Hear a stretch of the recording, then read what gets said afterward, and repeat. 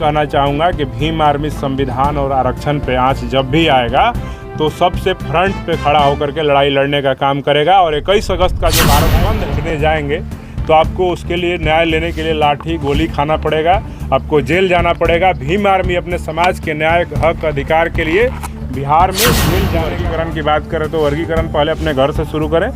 आप central government में minister हैं, बिहार के गवर्नमेंट में आपके बेटे मिनिस्टर हैं, अभी फिर से आप जहाँ से विधायक थे वहाँ उपचुनाव होने वाला है। नरेंद्र मोदी जी के बयान का कोई मुकाबला है? वो तो इतना बयान दिए हैं देश में कि उनके किस बयान पे हम विश्वास करें। तो उनके बयान को हम लोग विश्वास नहीं करते। वो लोग बता रहे हैं कि मांझी जी का मानसिक स्थिति ठीक नहीं है, उनका इलाज चल रहा है, वो दवा करवा रहे हैं, इस वजह से उनको समझ में नहीं आ रहा है कि आरक्षण का मामला क्या है, इसलिए वो इस तरह का बयान दे रहे हैं। बहुत बहुत धन्यवाद सबसे पहले आप लोगों का। आज भीम आर्मी के प्रदेश कमेटी और जिला अध्यक्षों और जिला प्रभारियों का बैठक बुलाया गया था और उस बैठक में संगठन को कैसे मजबूत किया जाए और जो सुप्रीम कोर्ट का जो डिसीजन आया है एससी एसटी रिजर्वेशन को लेकर, वर्गीकरण और उसमें क्रीमी लेयर को लेकर, इन तमाम मुद्दों पे चर्चाएं हुई। संगठन का विस्तार कैसे होगा और आने वाले विधानसभा के जो उपचुनाव हैं 4 विधानसभा क्षेत्रों में, उन चारों विधानसभा क्षेत्र में पार्टी मजबूती से चुनाव लड़ेगी। इन सब बातों को लेकर के रणनीति बनाई गई। जिस प्रकार से नरेंद्र मोदी का बयान आया है कि नहीं क्रीमी लेयर जो है वो एससी एसटी जो इतना भी समुदाय उसमें नहीं लगेगा, उसके लेकर के आप लोगों का क्या स्टैंड है? बयान नरेंद्र मोदी जी के बयान का कोई मुकाबला है? वो तो इतना बयान दिए हैं देश में कि उनके किस बयान पे हम विश्वास करें। तो उनके बयान को हम लोग विश्वास नहीं कर रहे हैं। अगर नरेंद्र मोदी जी इस बात को लेकर के सच में सजग हैं और वो एससी एसटी अधिकारों को लेकर इतने ही अवेयर हैं और वो चाहते हैं कि एससी एसटी जो समाज के लोग हैं इनके अधिकार सुरक्षित रहे, आरक्षण सुरक्षित रहे, इसमें कोई वर्गीकरण, कोई क्रीमी लेयर का मामला नहीं हो, कोटा में कोटा नहीं हो, तो नरेंद्र मोदी जी को संसद का विशेष सत्र बुला करके जो उनके गठबंधन के तमाम जो सरकार के साथी हैं उनके समक्ष एक आरक्षण को लेकर के बिल लाएं और उस बिल को पास करा करके आरक्षण को संविधान के 9वीं अनुसूची में शामिल करें, ताकि 9वीं अनुसूची में शामिल हो जाने के बाद आरक्षण की तरफ सुप्रीम कोर्ट हो या कोई दूसरा व्यक्ति उस पर आंख उठा करके नज़र उठा करके नहीं देख सके। रिजर्वेशन का जो एक्सपर्ट है उनका कहना है कि नरेंद्र मोदी सिर्फ क्रीमी लेयर हटाने की बात कर रहे हैं, जो बंटवारे की बात है वो स्पष्ट रूप से नहीं कर पा रहे। तो इस पे भीम आर्मी का क्या स्टैंड है? नरेंद्र मोदी जी, हम यही कहना चाहेंगे, अपने विचार बदल लीजिए और जल्द से जल्द इसको एक संसद का विशेष सत्र बुला के बिल को पास करवाइए और इसको संरक्षित करिए। और कोटा में कोटा, आप क्रीमी लेयर की बात कर रहे हैं सिर्फ, तो उस काम नहीं चलेगा। वर्गीकरण उप वर्गीकरण का जो मामला है उस पर स्टैंड क्लियर कीजिए और देश के आम जनता को जो बिल आप लेकर के आएंगे या जो भी आपकी सरकार ने फैसला लिया है उसका जो प्रेस का जो रिलीज है या जो संविधान के द्वारा आप जो भी कानून लेकर के, जो ऑर्डर लेकर के सरकार के द्वारा आप कोई ये बयान दे रहे हैं कि वो आरक्षण को कोई खतरा नहीं है, एससी एसटी में क्रीमी लेयर नहीं लाया जाएगा, उसकी प्रति जारी करवाइए ताकि देश का जो दलित पिछड़ा दलित आदिवासी समाज जो है वो आश्वस्त हो सके कि सच में नरेंद्र मोदी की सरकार हमारे आरक्षण को बचाएगी। जिस प्रकार से जितना मांझी कह रहे हैं कि नहीं क्रीमी लेयर होना चाहिए, उनकी बयान को लेकर के भीम आर्मी क्या सोच रही है? जीतन राम मांझी जी के बयान को लेकर के हम यही कहेंगे, वो हमारे समाज के बुजुर्ग हैं, हम लोग के सम्मानित आदरणीय नेता हैं और हमारे समाज के वो वयोवृद्ध नेता हैं। बिहार सरकार में वर्षों तक मंत्री रहे और अभी उनकी हालात मुझे जैसा जानकारी है, जो उनके अगल बगल के लोग हैं, मेरी बात होती है, वो लोग बता रहे हैं कि मांझी जी का मानसिक स्थिति ठीक नहीं है, उनका इलाज चल रहा है, वो दवा करवा रहे हैं, इस वजह से उनको समझ में नहीं आ रहा है कि आरक्षण का मामला क्या है, इसलिए वो इस तरह का बयान दे रहे हैं। और रही बात उनके बयान देने के बाद फिर भी अगर हालात उनके ठीक नज़र आ रहे हैं तो मांझी जी वर्गीकरण की बात करें तो वर्गीकरण पहले अपने घर से शुरू करें। आप सेंट्रल गवर्नमेंट में मिनिस्टर हैं, बिहार के गवर्नमेंट में आपके बेटे मिनिस्टर हैं, अभी फिर से आप जहाँ से विधायक थे वहाँ उपचुनाव होने वाला है, फिर सुन रहे हैं कि आप अपने पतोह को, अपने बेटा को, किसी को चुनाव लड़ाने वाले हैं। तो वर्गीकरण की बात है तो मांझी जी आप अपने बेटा को एमएलसी के पद से इस्तीफा दिलवाइए, मंत्री जो है उससे इस्तीफा दिलाइए, किसी भूइयाँ को बिहार सरकार में मंत्री बनाइए, किसी डोम को आप वहाँ पे एमएलसी बनाइए, और जो इमामगंज का जो सीट खाली हुआ है, जो नीचे का जो मेस्तर जाति है, उस मेस्तर जाति को आप वहाँ पे इमामगंज से उम्मीदवार बनाइए। तब हम लोग सच में मायने में मानेंगे कि हाँ, वर्गीकरण और क्रीमी लेयर के पक्ष में आप हैं। तो क्रीमी लेयर के नाम पे आप कह रहे हैं कि क्रीमी लेयर होना चाहिए, सारा क्रीम खुदे अपने परिवार में खाने का जो काम कर रहे हैं, ये काम नहीं चलेगा। आपका बहुत रिस्पेक्ट करते हैं हम लोग, आप पे कहीं आँच आएगी तो हम लोग खड़े नज़र आएंगे। इस तरह का बयान नहीं दीजिए। अगर इलाज कराने में आपको कहीं कमी नज़र आ रही, भारत सरकार का कोई योजना नहीं है, या भारत में कोई ऐसे बड़े डॉक्टर नहीं है जो आपका इलाज अच्छे से करा सके, आपकी मेंटल हेल्थ का या कोई भी तरह की बीमारी आपको है जिसकी वजह से आप ऐसा उटपटांग बयान दे रहे हैं, तो हम भीम आर्मी के लोग इतने सक्षम हैं कि आज हम लोग ये मांग कर दें पूरे देश से कि हमारे समाज के एक नेता हैं वयोवृद्ध जीतन राम मांझी जी, उनका इलाज कराने के लिए हमको चंदा चाहिए।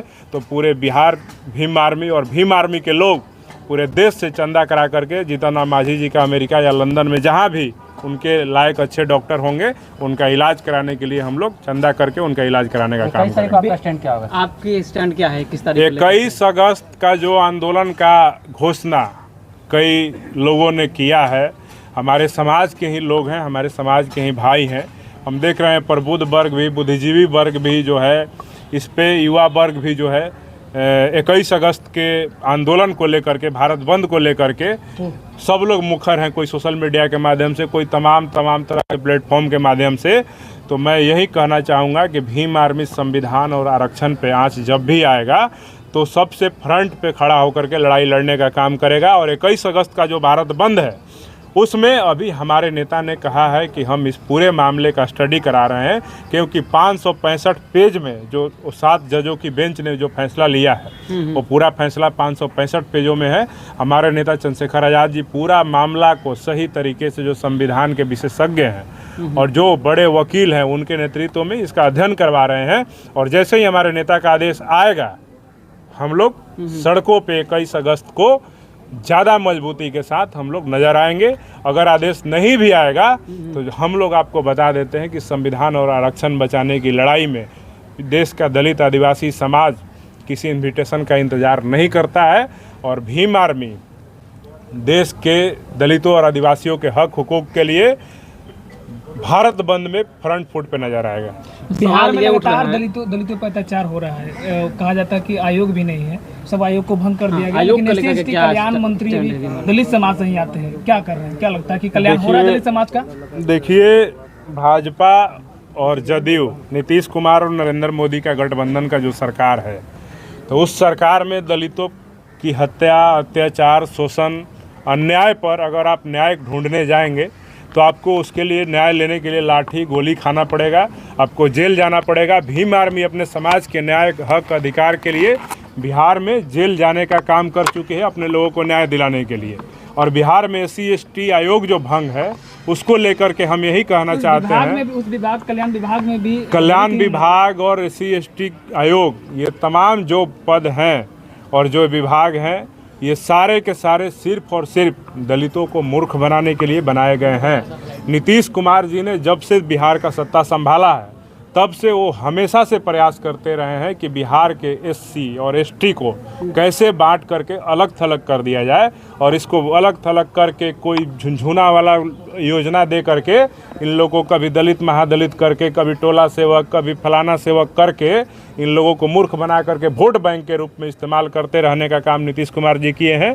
वही काम बिहार में कल्याण विभाग भी वैसे नेता को दिया जाता है जो अपने समाज के हक हकूक की बात नहीं करे, वो सिर्फ और सिर्फ नीतीश कुमार और उनकी दलाली करने में मशगूल हो, या जिस दल का हो वो दलाली करे, अपने समाज की बात को मुखरता से नहीं रखे, उनके हक अधिकार की लड़ाई को सुरक्षित नहीं करे, वैसे लोगों को ही मंत्री बनाया जाता है। इसलिए नीतीश कुमार जी की सरकार से हम लोग को बहुत ज़्यादा, कल्याण मंत्री जो है दलाल कहते हैं। बिल्कुल, जो भी भाजपा में जा करके दलित समाज के हक अधिकार पे चुप रहेगा, बिहार में दलितों का SC ST वेलफेयर फंड का पैसा से नीतीश कुमार जी सड़क बनवा दिए, उससे पुल बनवा दिए, जो हमारे बच्चों की छात्रवृत्ति की पैसा थी उससे आप सड़क और पुल बनवा रहे हैं, तो ऐसे लोग को दलाल ही कहेंगे ना।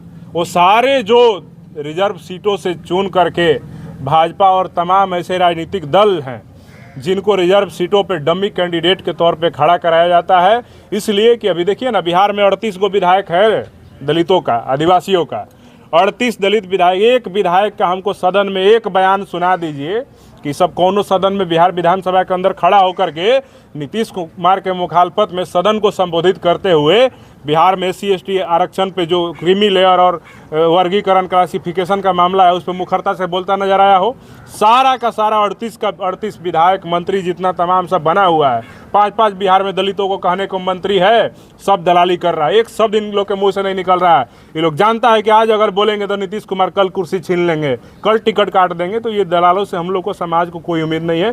भीम आर्मी अपने समाज की लड़ाई अपने खुद के दम पे लड़ेगी। भीम आर्मी आजाद समाज पार्टी क्या विधानसभा के चुनाव लड़ेगी?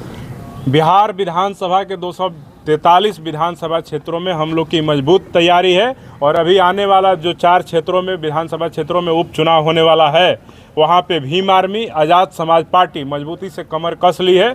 और आपको देखने को मिलेगा कि इसी महीने में चारों विधानसभा क्षेत्रों में हम लोग भीम आर्मी आज़ाद समाज पार्टी का कार्यकर्ता सम्मेलन करने जा रहे हैं और वहाँ चारों क्षेत्रों में हम लोग चुनाव लड़ेंगे। और अगला साल 2025 में 243 विधानसभा क्षेत्रों पे हमारी मजबूत तैयारी चल रही है और उसमें भी हम लोग मजबूती से चुनाव लड़ने का काम करेंगे। अगर भीम आर्मी को गठबंधन करना हो बिहार में विधानसभा चुनाव को लेकर, तो किन पार्टियों से गठबंधन करें? देखिए, इस पे फैसला लेने का अधिकार हमारे माननीय राष्ट्रीय अध्यक्ष चंद्रशेखर आज़ाद जी को है। लेकिन बिहार ही नहीं, पूरे देश में कहीं भी अगर गठबंधन की बात होगी तो हम सिर्फ फ़ायदा देने वाले लोग नहीं हैं, हमको भी फ़ायदा मिलेगा तभी किसी गठबंधन में जाएंगे। नहीं तो चंद्रशेखर आज़ाद जी के रास्ते पर आज़ाद समाज पार्टी भीम आर्मी एकला चलो रे के रास्ते पे चलने का काम करेगी और सारे सीटों पे चुनाव लड़ेंगे। और गठबंधन उसी के साथ होगा जो हमारे हक हुकूक की लड़ाई को मजबूती प्रदान करेगा। दलितों के, पिछड़ों के, मुसलमानों के, धार्मिक अल्पसंख्यकों के मुद्दे पे जो मुखरता से नजर आएगा, जो संविधान को बचाने के लिए, आरक्षण को बचाने के लिए, हमारे हक अधिकार को सुरक्षित करने के लिए, हमारे न्याय को सुनिश्चित करने के लिए जो दल, जो नेता मुखरता से, जो मजबूती से आवाज़ उठाते नजर आएंगे, जो हमारे हक हकूक की सच में लड़ाई लड़ते नजर आएंगे, उन्हीं लोगों के साथ गठबंधन की बात हो सकती है। अन्यथा हम बिना गठबंधन के भी इतने मजबूत हैं कि हम एक नगीना से सांसद बना सकते हैं। तो बिहार के 243 विधानसभा क्षेत्रों पर मजबूती से चुनाव भी लड़ सकते हैं।